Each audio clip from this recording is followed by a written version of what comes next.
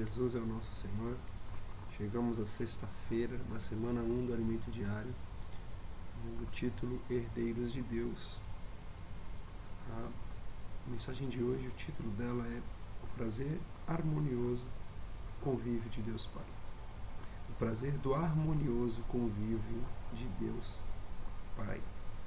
Então, essa porção de hoje traz alguns pontos importantes para nós, né? Como explicando, aqui eu separei em 5 pontos, né? Muito importantes, né? Desfrute dos irmãos. Vamos desfrutar dos versículos, né? O versículo de Jeremias 5:22, que é o versículo de leitura com oração, que diz: Não temereis a mim, diz o Senhor. Que não tremereis, né? Diante de mim. Primeiro diz uma pergunta: Não temereis a mim, diz o Senhor. Depois diz: Não tremereis diante de mim. Aí diz o porquê, né? Que pus a areia para limite do mar, limite perpétuo, que ele não traspassará. Ainda que se levantem as suas ondas, não prevalecerão. Ainda que bramem, não o traspassarão. Ó Senhor Jesus. Versículo de Jeremias 5:22. Mais para frente nós vamos explicar um pouco desse versículo, né? Então vamos aqui iniciar, né? O prazer do harmonioso convívio de Deus Pai. Essa primeira parte, né, cita o versículo de Hebreus 1:3, que fala sobre a pessoa, né, o ser de Deus. Eu vou até ler esse versículo para os irmãos, que diz assim: Ele é o resplendor da glória e a expressão exata do seu ser. Vou parar por aqui, né? Esse ser, né, os irmãos têm trazido revelações para nós. Essa palavra também pode ser traduzida para pessoa, né? É uma palavra grega que quer dizer hypostasios, e foi traduzida para ser. E essa palavra também pode ser traduzida para pessoas. Então aqui dá uma explicação disso, né? Então podemos dizer que Deus é essencialmente um só, mas em seus 3 hypostasios, isto é, em 3 pessoas, né? Que fala um pouco da Trindade de Deus, né? Pessoa do Deus Pai, pessoa do Deus Filho e do Espírito Santo. Essas 3 pessoas coexistem na eternidade, a eternidade. Embora haja 3 hypostasios, pessoas distintas, estas são inseparáveis. Então esse é o primeiro ponto. Muito importante entendermos que Deus é 3, eles são pessoas distintas, mas são inseparáveis. O segundo ponto diz respeito à sabedoria personificada de Deus, que é o Filho. Traz o versículo, né, de Provérbios 8:22, que fala que antes de haver os abismos, ele nasceu, né, antes de haver fontes carregadas de águas, quando fixava no mar o limite, né, fazendo referência também ao versículo de Jeremias 5. Então, o limite estabelecido por Deus entre os mares, né, foi criado pela pessoa de Jesus, foi executado pela pessoa do Deus Filho, né? Jesus personificado como um homem. Então isso para nós mostra uma harmonia, né? Deus tinha um plano e o Filho executou esse plano. A ideia de colocar limite nos mares, né? A ideia principal foi de Deus, mas quem executou foi o Filho. Então perceba que não foi só Jesus vindo como homem que ele passou a fazer a obra do Pai. Já havia na eternidade essa obediência, essa harmonia, né? Esse convívio de Deus Pai tendo como plano e o Filho executando. Senhor Jesus, que revelação maravilhosa, né? Então aqui também, nesse terceiro parágrafo, avançando um pouco mais, fala sobre a questão de o limite que o Senhor colocou nos mares, né? Então, esse limite, né, o mar aqui explica um pouco.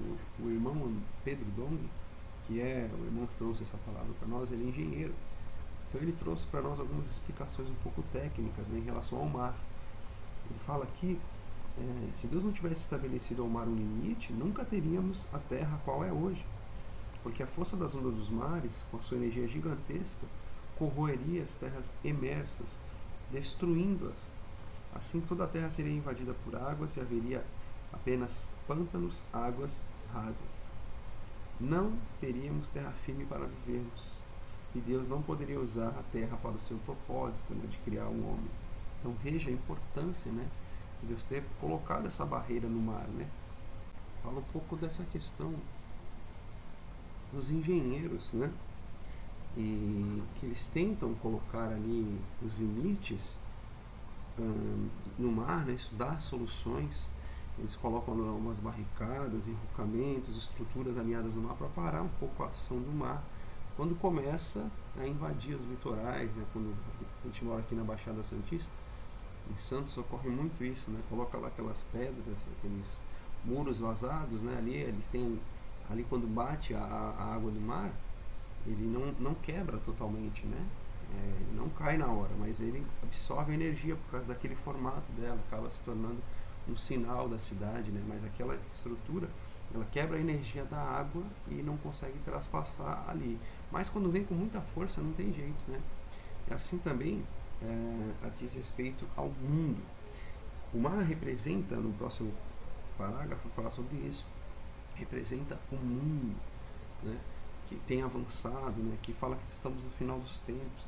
Tribulações, epidemias como o novo coronavírus, com grande força estão como as ondas do mar, invadindo, atravessando as fronteiras dos países, né? Atinge pessoas, ricos, pobres, não tem jeito, atinge a todos. Mas aqui mostra que há um poder que pode agir contra, assim como os engenheiros, eles constroem maneiras, né? O homem constrói uma maneira para a ação do mar, quando esse começa a passar dos limites, né? Nós também podemos colocar limite na ação do inimigo, na ação de Satanás, nas nossas vidas, no mundo, né? Como? Através da nossa oração. Então, a oração é um ponto muito importante. Se nós orarmos ao Senhor, Ele se levanta como mão poderosa e coloca um limite. Então aqui diz que aqui nós precisamos orar, né? Podemos orar impondo limites à ação de Satanás. Você vê até aqui, mas daqui você não passa. Eu não gostaria de ser muito extenso aqui no meu compartilhar. Tem outros dois pontos muito importantes que os irmãos desfrutem. Eu vou para o último parágrafo, né? Que diz sobre a verdadeira felicidade é viver diante de Deus Pai. Ele nos convida a esse ambiente da perfeição, do amor, da unidade, da santidade e da realidade. Então nós vemos que o Senhor, ele encontra alegria no Filho. Aqui vai ser falado o porquê que Deus diz, né? Esse é o meu Filho amado. Ali nós vemos em João, né? Nos Evangelhos, que quando Deus revelou seu Filho, ele fala, esse é meu Filho amado em quem me compraz. E depois ele diz, esse é meu Filho amado em quem me comprazo, a ele ouvi. São pontos assim que nós percebemos o carinho de Deus.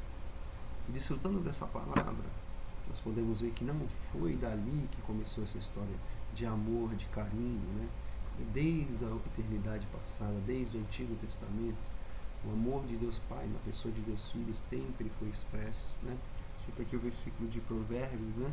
Eu estava com ele, Provérbios 8:30. Eu estava com ele e era seu arquiteto dia após dia. Eu era suas delícias, folgando perante ele em todo o tempo. Então, ele achava essa delícia na presença de Deus Pai, né? Deus Filho. E hoje o que Deus quer encontrar com os homens também é essa alegria, é esse prazer de ter um homem na sua presença. E onde que está isso? Provérbios 8:31 diz assim, regozijando-me no seu mundo habitável e achando minhas delícias com os filhos dos homens.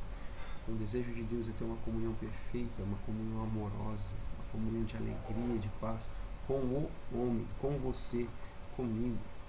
Vamos ter essa comunhão com o Senhor, vamos permitir que o Senhor fale cada vez mais conosco. Amém? Que o Senhor possa abençoar o seu dia, abençoar a sua vida. Se está assistindo esse vídeo, curte também esse vídeo, assista aos outros vídeos, para que o Senhor possa falar com você, possa te edificar. Um abraço, Deus abençoe.